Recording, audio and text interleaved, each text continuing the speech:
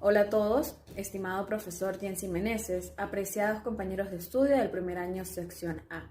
Nuestro grupo, el número 6, está conformado por Isabela Viloria, Saraid Cárdenas, María Ángel Morón, Manuel López, Guillermo Maldonado y mi persona, Norelis Labrador. Nos ha correspondido hablar sobre la patria potestad, sus generalidades y crianza.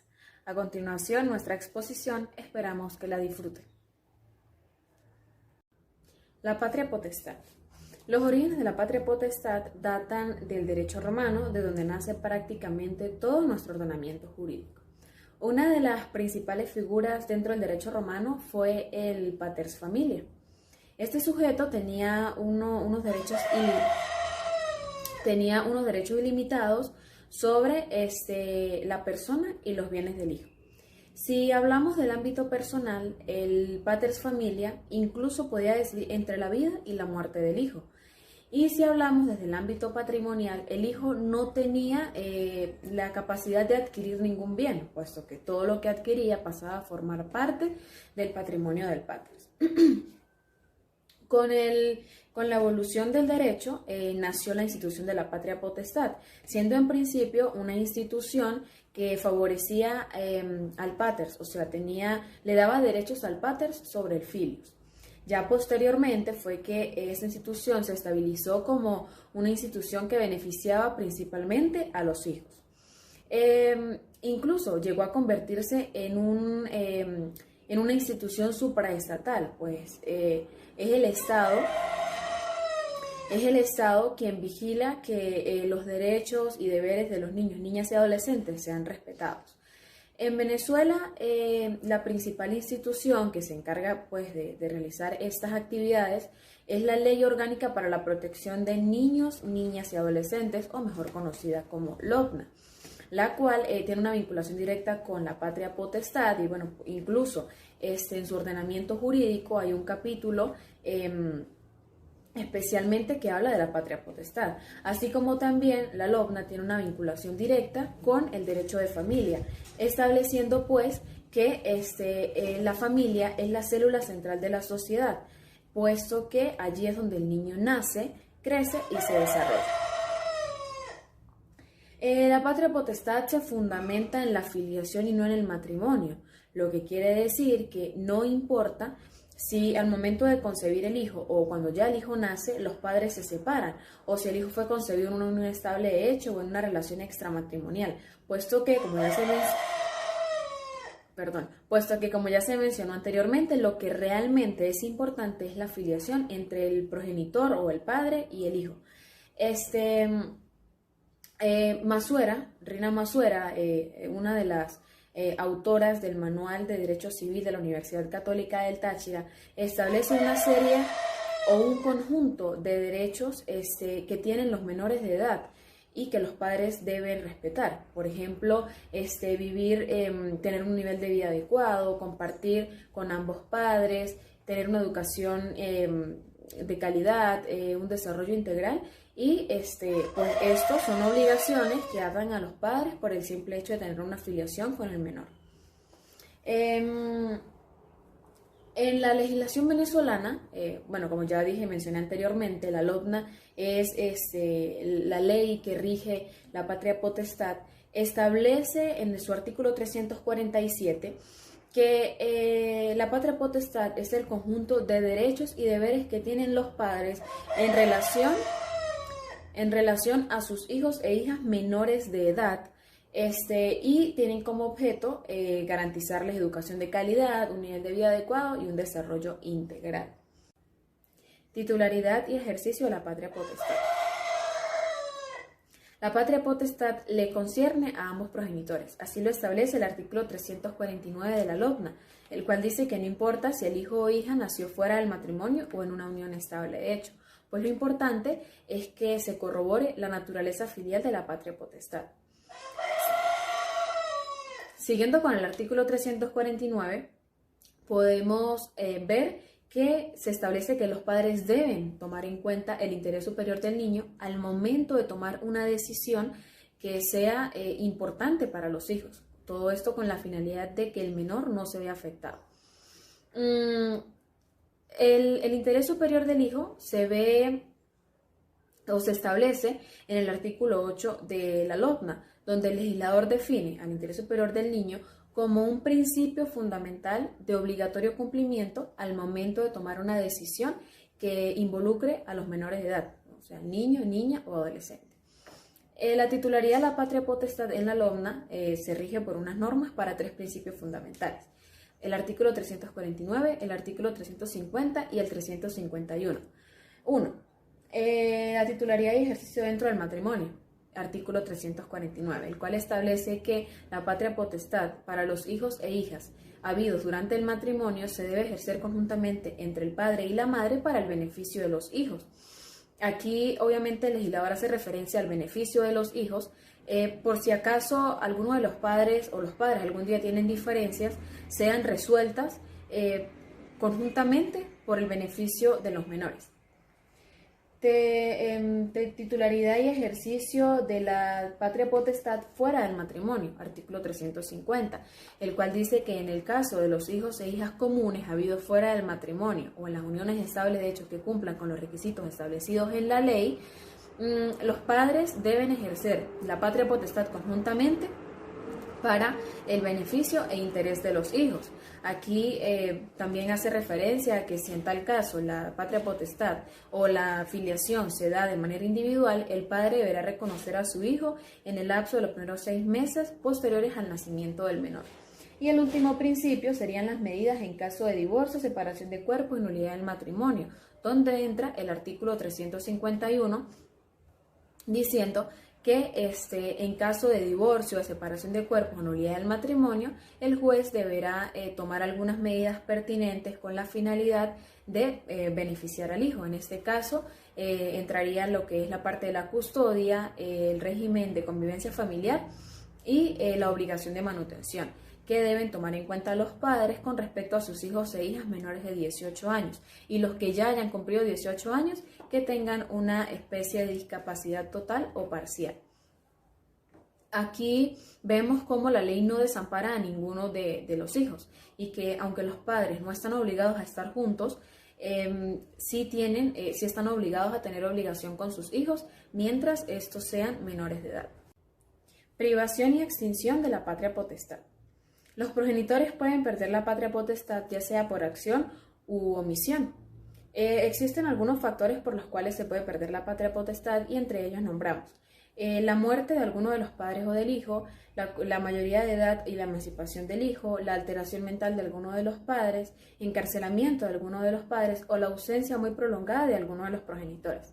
Ahora bien, según lo establecido en el artículo 352 de la LOPNA, los progenitores pueden perder la patria potestad, ya sea porque los maltraten física, mental o moralmente, porque los expongan a algún riesgo o amenaza que ponga en peligro los deberes y derechos de los menores de edad, porque se nieguen a prestarles la obligación de manutención, porque abusen de ellos sexualmente, los exploten sexualmente, porque los padres sean dependientes de algunas sustancias alcohólicas, estupefacientes o psicotrópicas.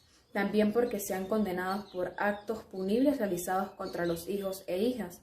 O también pueden perder la patria potestad porque los padres permitan o inciten a los hijos a realizar actividades que atenten contra su salud mental, física o moral. Responsabilidad de crianza. La responsabilidad de crianza es una reforma dada en el año 2007, donde la República Bolivariana de Venezuela amplía el contenido de la Ley Orgánica para la Protección de Niños, Niñas y Adolescentes, o mejor dicho, la LOPNA. Para empezar a definir la responsabilidad de crianza, hay que ir al artículo 358 de la LOPNA, donde nos habla de que el padre y la madre tienen el derecho, el deber y el derecho igual e irrenunciable de amar, criar, educar, custodiar, vigilar, mantener y asistir material, moral y efectivo a sus hijos e hijas. Esto es para que el niño crezca bajo valores y fundamentos buenos, principios, los cuales el día de mañana pueda formar a un ciudadano éticamente y moralmente bueno. Más adelante en este artículo nos habla de que se prohíbe totalmente cualquier correctivo físico, psicológico, violento sobre el niño.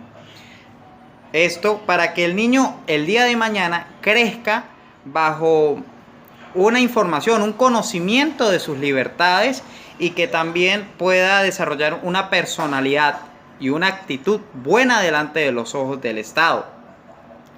Para criar a un hijo se necesita educarlo con amor, con correctivos buenos, sanos, que lo ayuden a crecer y desarrollarse como una persona buena. El artículo 358 de la LOPNA prohíbe totalmente de que el niño crezca en un ambiente antisocial, un ambiente malo para él, un ambiente donde él crezca bajo una semilla no acorde a lo que quiere el Estado, una actitud, una personalidad sana.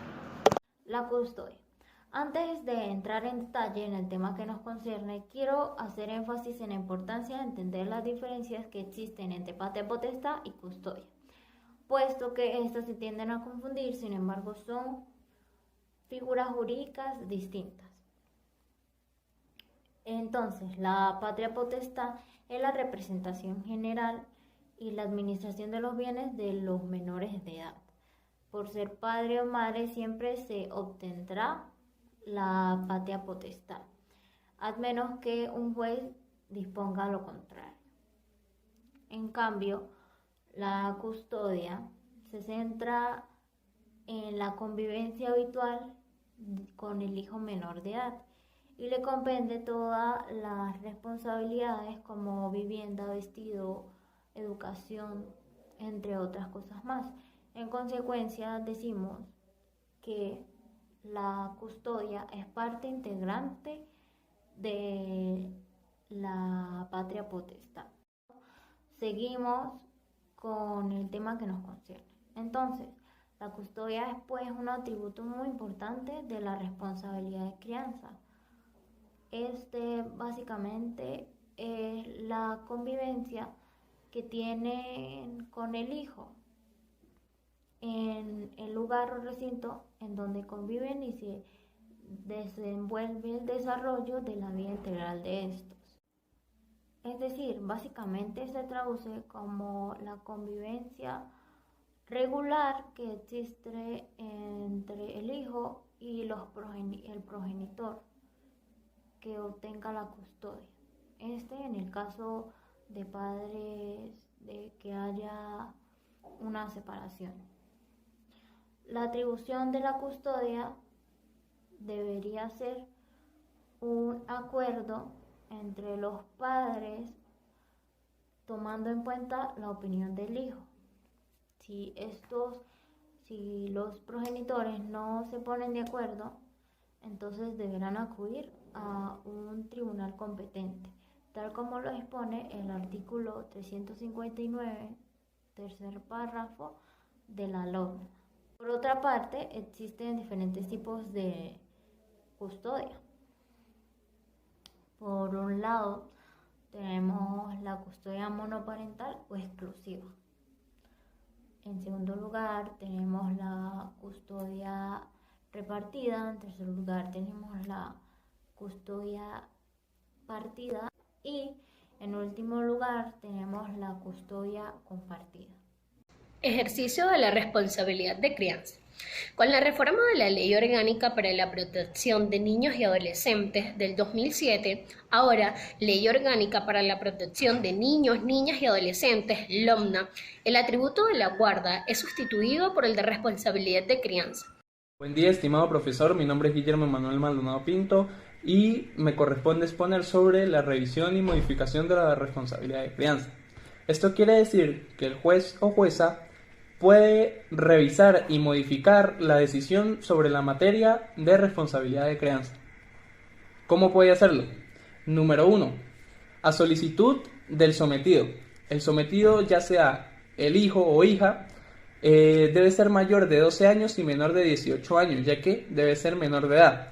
Número 2. El padre o la madre también pueden solicitarla. Y número 3. El Ministerio Público debe también solicitarla.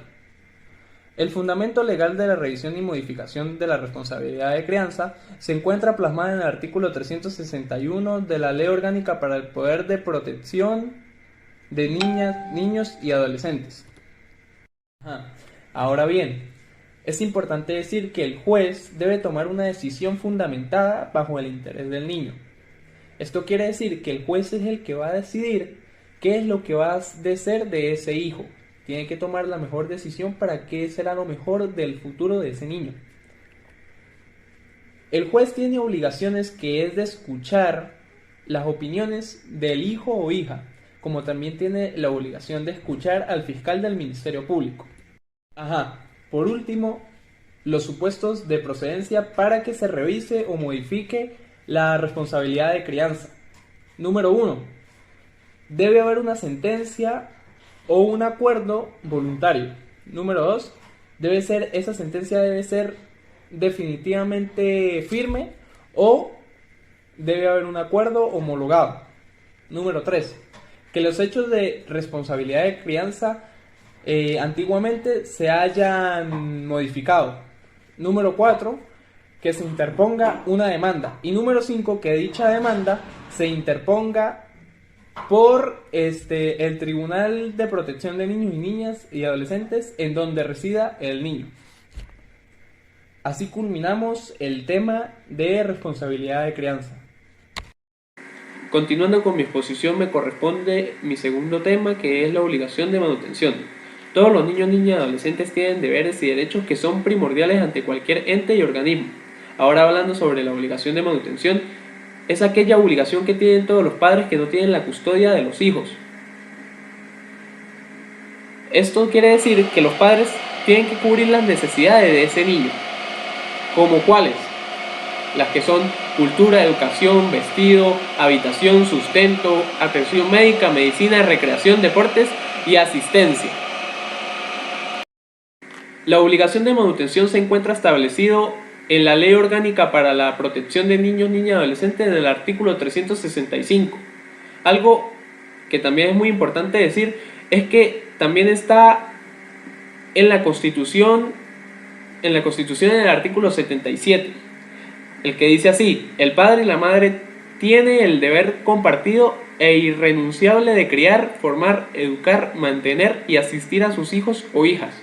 La ley establecerá las medidas necesarias y adecuadas para garantizar la efectividad de la obligación alimentaria. La obligación de manutención tiene los siguientes efectos.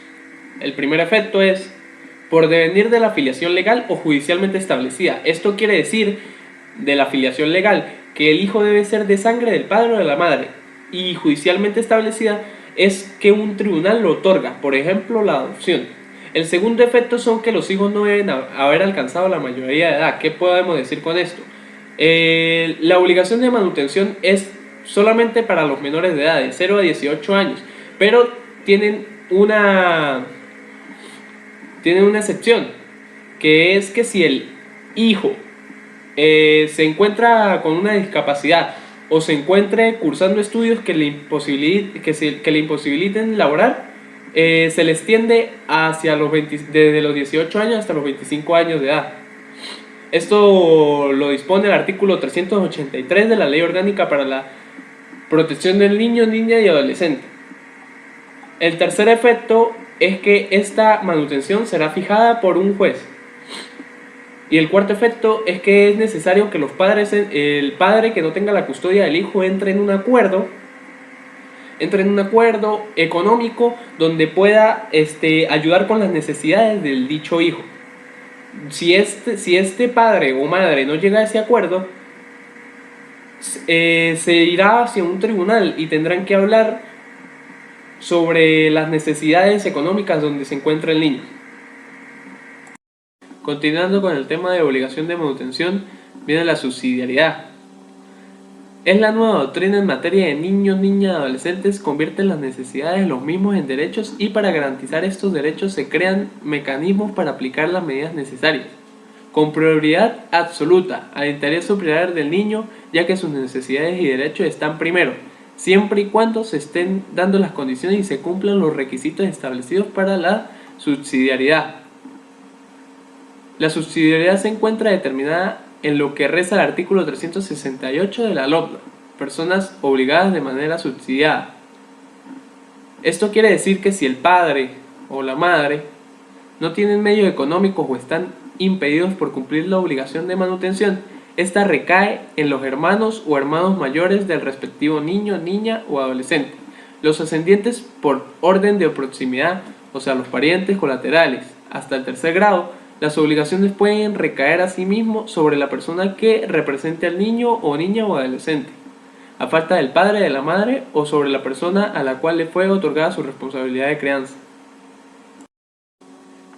En el artículo 368 de la Ley Orgánica para la Protección de los Niños, Niñas y Adolescentes, la intención del legislador fue no dejar desamparados a los niños desde el punto de vista económico.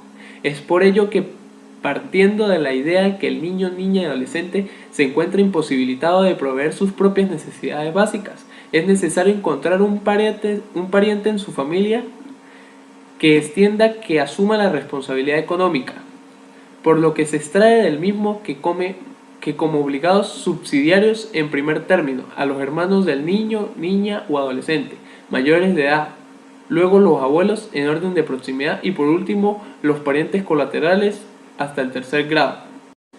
Lo último que podemos decir es algo importante, que podemos destacar que para que decidir sobre la subsidiariedad de la obligación de manutención se hace necesario lo siguiente. Número 1. Que el progenitor o la progenitora hayan fallecido. Número 2. Que el progenitor obligado no tenga los medios económicos. Y número 3. Que el progenitor obligado esté impedido de cumplir la obligación de manutención. Ahora bien, una vez comprobado que los progenitores realmente no pueden cumplir con la mencionada obligación, debe solicitarse esta a los obligados subsidiarios, en el orden que aparecen en la norma. Por lo tanto, se les solicitará a los hermanos mayores del niño o adolescente que requieran alimentos, ya sean de doble o de simple conjunción. Si no hay hermanos mayores o habiéndolos y no disponen de los recursos para cumplir tal obligación, se solicitará la misma de los ascendientes paternos o maternos del niño o adolescente, por orden de proximidad, esto es, primero los abuelos, después los bisabuelos y después los tatarabuelos. Además de haberse cambiado el término, el contenido también fue ampliado. El artículo 358 de la Ley Orgánica de Protección de Niños, Niñas y Adolescentes consagra lo siguiente. La responsabilidad de crianza comprende el deber y derecho compartido, igual e irrenunciable del padre y de la madre de amar, criar, formar, educar, custodiar, vigilar, mantener y asistir material, moral y afectivamente a sus hijos e hijas, así como la facultad de aplicar correctivos adecuados que no vulneren su dignidad, derechos, garantías o desarrollo integral. En consecuencia, se prohíbe cualquier tipo de correctivos físicos, de violencia psicológica o de trato humillante en perjuicio de los niños, niñas y adolescentes. De acuerdo con el artículo 359 de la LOPNA, la regla general que el padre y la madre que ejerzan la patria potestad tienen el deber compartido, igual e irrenunciable de ejercer la responsabilidad de crianza de sus hijos o hijas y son responsables civil, administrativa y penalmente. A esta norma se le añaden dos especiales. Número 1. En los casos de hijos e hijas comunes habido fuera del matrimonio o de las uniones estables de hecho que cumplan con los requisitos establecidos en la ley, la patria potestad corresponde y la ejercen conjuntamente el padre y la madre. Número 2. Cuando el padre y la madre ejerzan de manera conjunta la patria potestad, los desacuerdos respecto de los hijos e hijas se resolverán conforme con lo previsto en el artículo anterior. Para regular la materia dispone la ley que: Número 1. En caso de interponerse acción de divorcio, de separación de cuerpo o de nulidad de matrimonio, el juez o jueza debe dictar las medidas provisionales en lo referente a la patria potestad y a su contenido, particularmente en lo que concierne a la custodia, al régimen de convivencia familiar y a la obligación de manutención, que deben observar el padre y madre respecto a los hijos que tengan menos de 18 años y a todo aquel que teniendo más de esta edad se encuentre con discapacidad total o gran discapacidad de manera permanente en todo aquello que proceda. El juez o jueza debe tener en cuenta lo acordado por las dos partes. Número 2. Cuando el divorcio se solicita de conformidad con la causal prevista en el 185 del Código Civil, los cónyuges deben señalar quién ha ejercido la custodia de los hijos e hijas durante el tiempo que los padres han permanecido separados o separadas de hecho, así como la forma en que se viene ejecutando la obligación de manutención y el régimen de convivencia familiar, lo cual debe ser tomado en cuenta por el juez o jueza a los fines consiguientes. Número 3. Si el divorcio o la separación de cuerpos se declara con lugar, con fundamento, en alguna de las causales previstas, 4 y 6 del artículo 185 del Código Civil, se declara extinguida la patria potestad al o la cónyuge que haya incurrido en ellas, sin que por ello cese la obligación de manutención. En este supuesto, la patria potestad la ejercerá exclusivamente el otro padre o madre si éste se encuentra impedido o impedida para ejercerla o está afectado o afectada por privación o extinción de la misma. El juez o jueza abrirá la tutela y, de ser el caso, dispondrá la colocación familiar. Artículo 359. Ejercicio de la responsabilidad de crianza. En eso se enfoca este artículo. El padre y la madre que ejerzan la patria potestad tienen el deber compartido, igual, irrenunciable de ejercer la responsabilidad de crianza de sus hijos o hijas y son responsables civil, administrativa y penalmente por su inadecuado cumplimiento. En caso de divorcio, separación de cuerpos, nulidad de matrimonio o de residencias separadas, todos los contenidos de la responsabilidad de crianza seguirá siendo ejercido conjuntamente por el padre y la madre.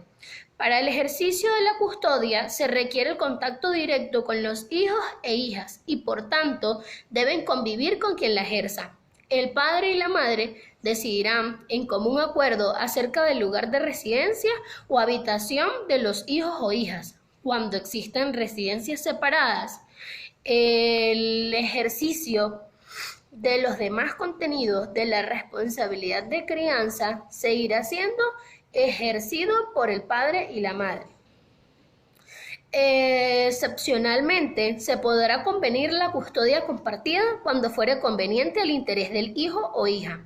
En caso de desacuerdo sobre una decisión de responsabilidad de crianza, entre ellas las que se refieren a la custodia o lugar de habitación o residencia, el padre y la madre procurarán lograr un acuerdo a través de la conciliación, oyendo previamente la opinión del hijo o hija. Si ello fuera imposible, cualquiera de ellos, el hijo o hija o adolescente, podrá acudir ante el Tribunal de Protección de Niños, Niñas y Adolescentes de conformidad con lo previsto en el parágrafo primero del artículo 177 de esta ley. Extensión y extinción de la obligación de manutención. La ley contribuye a que el padre que no tiene la custodia debe pagar o debe contribuir económicamente para la formación y desarrollo de su hijo.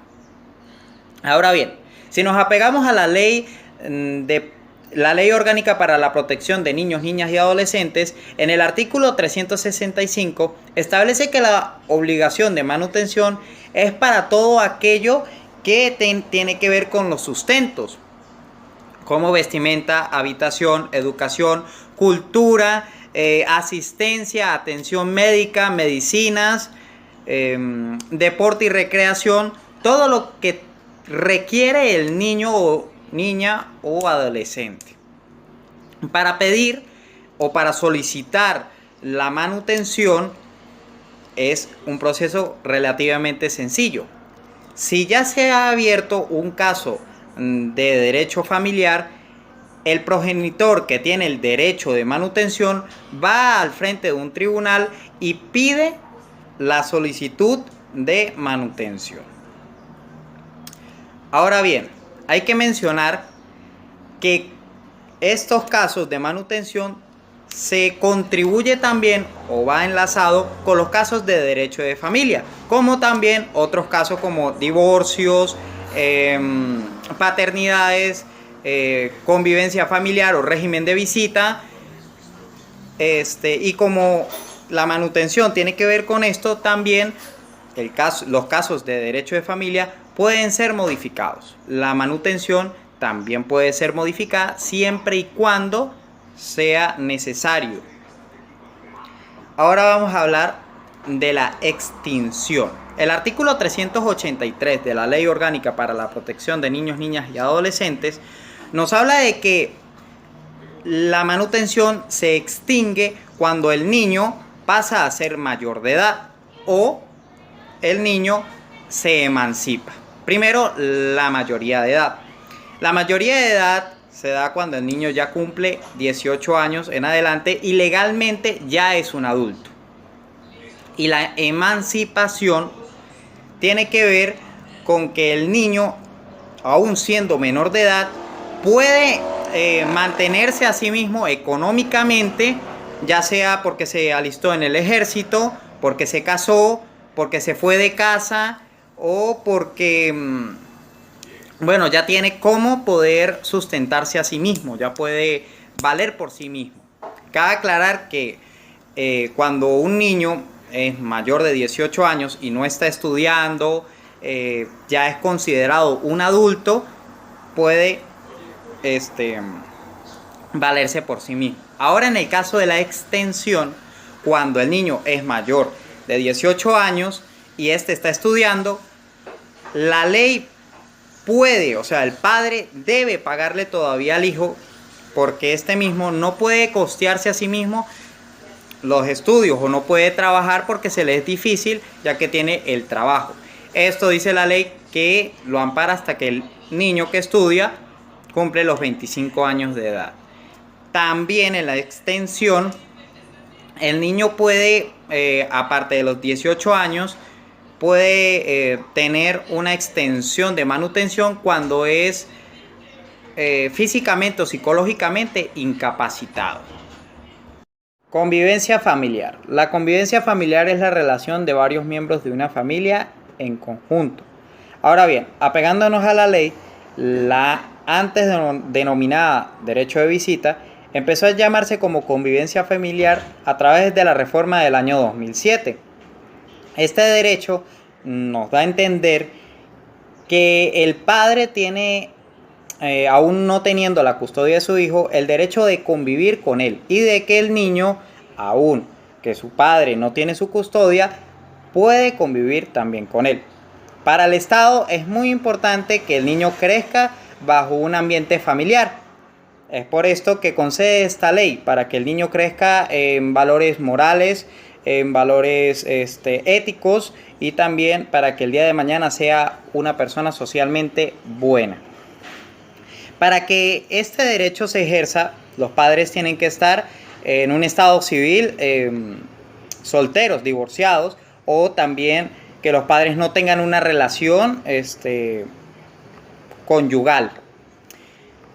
El artículo 386 de la Ley Orgánica para la Protección de Niños, Niñas y Adolescentes nos habla de que la convivencia familiar se puede dar tanto en la residencia como también el niño puede ser transportado a otros lugares, siempre y cuando se le conceda o se le permitiere al, en este caso, el que está interesado en la convivencia familiar.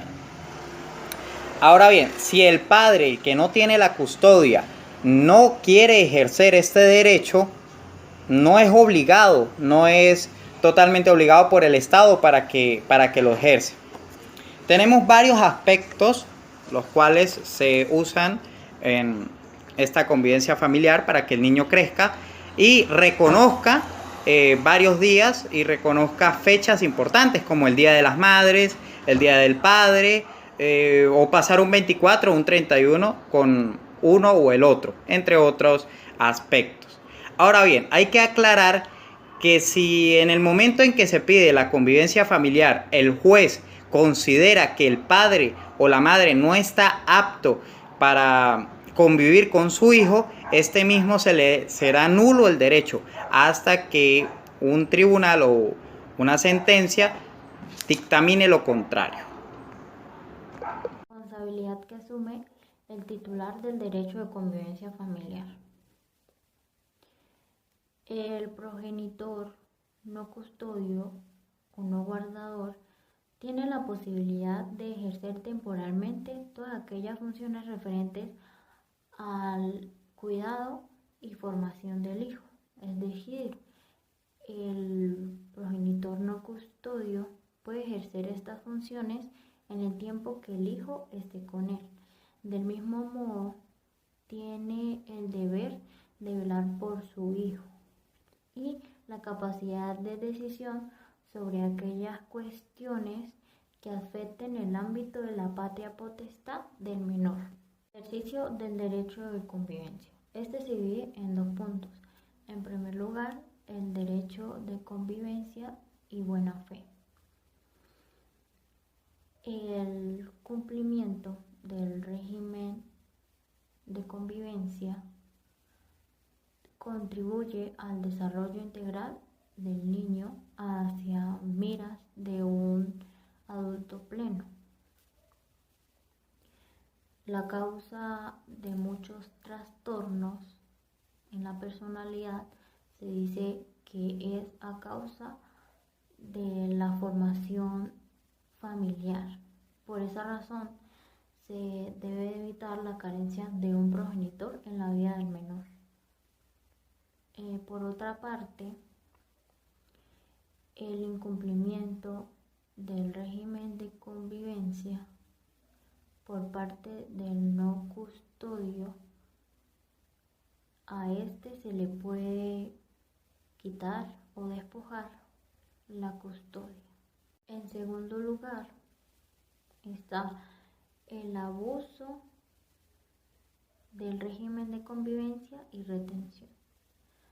Cabe destacar que el incumplimiento de este régimen puede ser por parte del progenitor custodio, poniendo, por ejemplo, retrasos a la hora de entrega al niño, y el progenitor no custodio, por ejemplo, tardándose en la búsqueda de cuando se le va a entregar el niño, o pues que no cumpla con las visitas y influya en el desarrollo integral de este, puesto que el régimen de convivencia fue creado para eso, para que el niño no le falte ninguna de las dos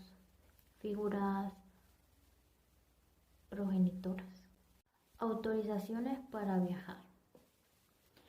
En lo que concierne a las autorizaciones dentro del país, la LOCNA dice que el niño o adolescente tiene que viajar con alguno de sus padres y pues no requiere autorización. Pero si viaja con terceros o solos, ahí sí requiere una autorización que la tiene que dar el Consejo de Protección de Niños, Niñas y Adolescentes. Esto está estipulado en el artículo 391 de la LOCNA. Ahora bien, para viajes en el territorio exterior, este tiene que viajar con los dos progenitores, pero si viaja con uno, ahí sí requiere la autorización del otro para poder viajar. Esta autorización tiene que ser un documento válido y expedido por el Consejo de Protección de Niños, Niñas y Adolescentes. Ahora bien, si viaja solo o con un acompañante, tiene que estar con una autorización de su representante legal. Finalizado esto, le queremos dar gracias por su atención prestada. Espero que haya sido de su agrado. Contenido de la manutención. El artículo 365 de la LOPNA establece que la obligación de la manutención corresponde al padre y la madre de los menores de edad, y estos deben suministrarles a sus hijos las herramientas necesarias para garantizar su desarrollo físico, psicológico, biológico y emocional, comprendiendo todo lo relativo al sustento, vestido, habitación, educación, cultura, asistencia y atención médica, medicinas, recreación y deportes requeridos por el niño, niña y adolescente, sin excluir cualquier otra necesidad que pueda requerir el niño, niña o adolescente. Características de la manutención. La manutención es un efecto de la filiación legal o judicialmente establecida que corresponde al padre y a la madre en relación a sus hijos. El derecho a reclamarla, como la obligación a prestarla, es propia de la persona del acreedor y del deudor, dada su condición de hijo y de progenitor. La obligación de manutención subsiste aun cuando subsista privación o extinción de la patria potestad o no se tenga la responsabilidad de crianza. Por ende, es intransmisible e irrenunciable.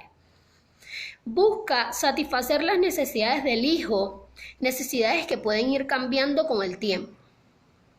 Determinación y cumplimiento de la obligación de manutención. El artículo 369 de la LOPNA dice que para la determinación de la obligación de manutención, el juez o jueza debe tomar en cuenta la necesidad e interés del niño, niña y adolescente que la requiera, la capacidad económica del obligado u obligada, el principio de unidad de filiación, la equidad de género en las relaciones familiares y el reconocimiento del trabajo de hogar como actividad económica que genera valor agregado y produce riqueza y bienestar social. Cuando el obligado u obligada trabaje sin relación de dependencia, su capacidad económica se establecerá por cualquier medio idóneo. La cantidad a pagar por concepto de obligación de manutención se fijará en una suma de dinero de curso legal, para lo cual se tomará como referencia el salario mínimo mensual que haya establecido el Ejecutivo para el momento en el que se dicte la decisión. Primeramente, para enfocarnos en el concepto de convivencia familiar, debemos conocer su origen y los antecedentes que llevaron a su concepción. Y por eso es importante agregar que la Ley Tutelar del Menor, aprobada en Venezuela en 1980 y de igual manera basada en la doctrina de la situación irregular, que según el Instituto Interamericano del Niño es aquella en donde prevé el bienestar del menor de edad.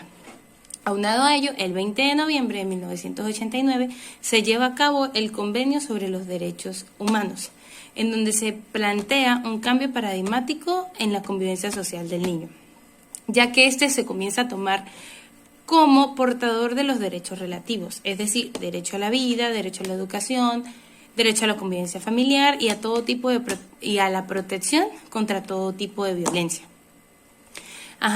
En el 29 de febrero de 1990 es promulgada esta ley. Por consiguiente, tenemos la Ley Orgánica para la Protección del Niño, Niña y Adolescente, la cual entró en vigencia el 1 de abril del 2000. Esta tenía como pilares fundamentales, al igual que los convenios internacionales, el niño como sujeto de derecho, el interés superior y la prioridad absoluta del niño, participación del niño, niña y adolescente en la sociedad. Cabe destacar que este régimen suele denominarse como el derecho que tiene el hijo a relacionarse con su progenitor no custodio. Y es obvio que para ejercer efectivamente estas funciones se derivan del estado filiatorio. El progenitor e hijo deben precisar la oportunidad de tiempo y encontrar un espacio en común que les permita a una vez fortalecer la responsabilidad de crianza. Es por ello que, según la doctora Ana León en el 2017 de la ciudad de Salamanca, España, resalta lo siguiente: la limitación del régimen de visitas suele consistir en el establecimiento de un horario de visitas más restringido, impidiendo que el hijo pernocte con el progenitor no custodio, establecido determinadas cautelas en el desarrollo de la visita en atención a las circunstancias concurrentes. De igual manera, tenemos que conocer las características de dicho régimen, las cuales son: 1. Es un derecho relativo. Puede ser otorgado tanto a la madre como al padre. Sin embargo, existe la posibilidad en que pueda ser solicitado por sus abuelos, tanto paternos como maternos. Y también puede ser otorgado a parientes directos y o a terceras personas que hayan mantenido o hayan sido responsables del menor o hayan mantenido una relación de afinidad.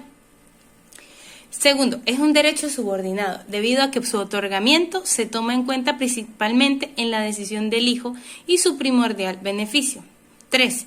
No es afectado por la convivencia de los padres, ya que si estos no se encuentran en el matrimonio, de igual manera la convivencia familiar subsiste sin importar el motivo que llevó a su separación y quién fue el protagonista de dicho acto, ya que su principal objetivo es la relación filiatoria y la afinidad que posea el hijo con su progenitor. 4. Es un derecho personalísimo, ya que el único interés son las relaciones afectivas que puedan desarrollarse entre el hijo y el progenitor, ya sea de manera personal, por vía telefónica, electrónica, de manera epistolar, telegráfica, actualmente a través de videollamadas, chats, etc.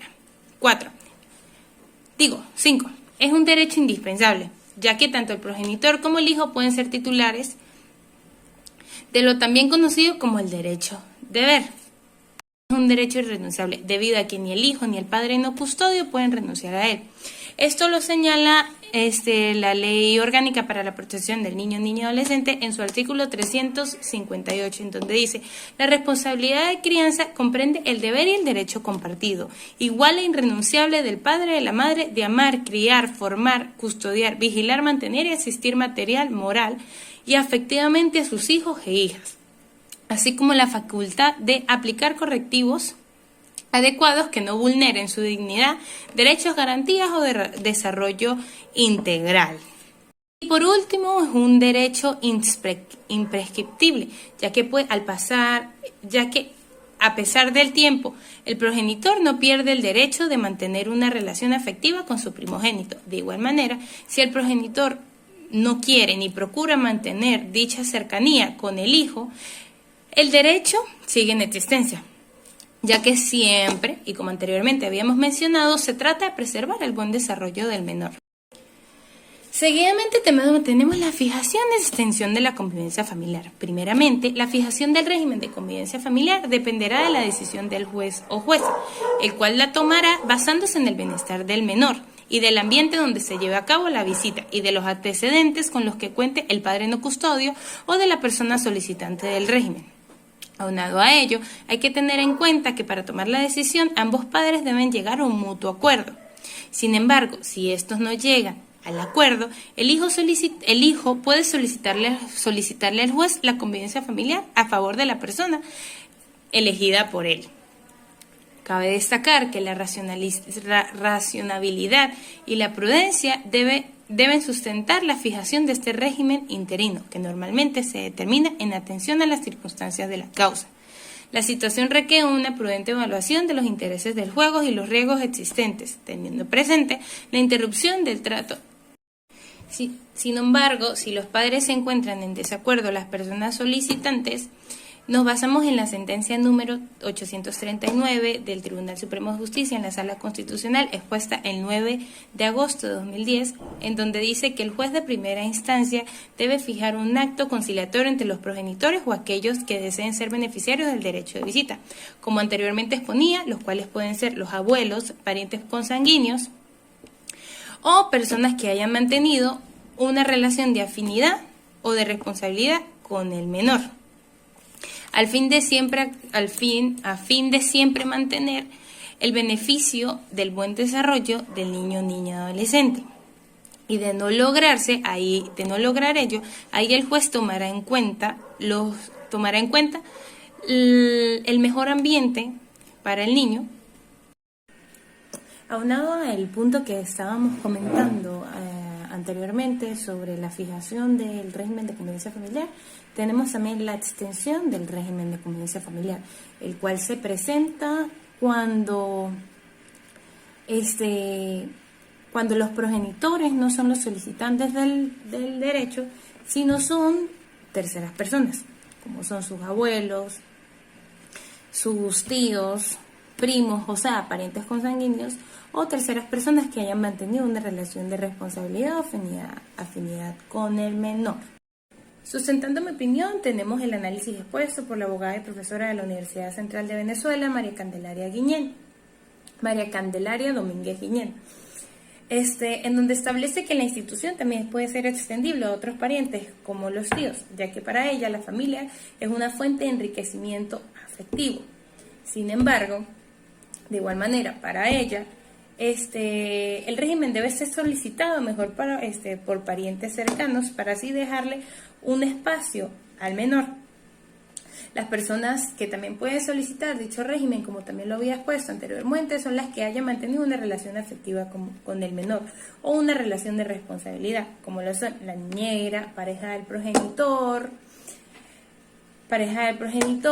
padrinos, es decir, alguien que mantenga una relación cercana con el menor.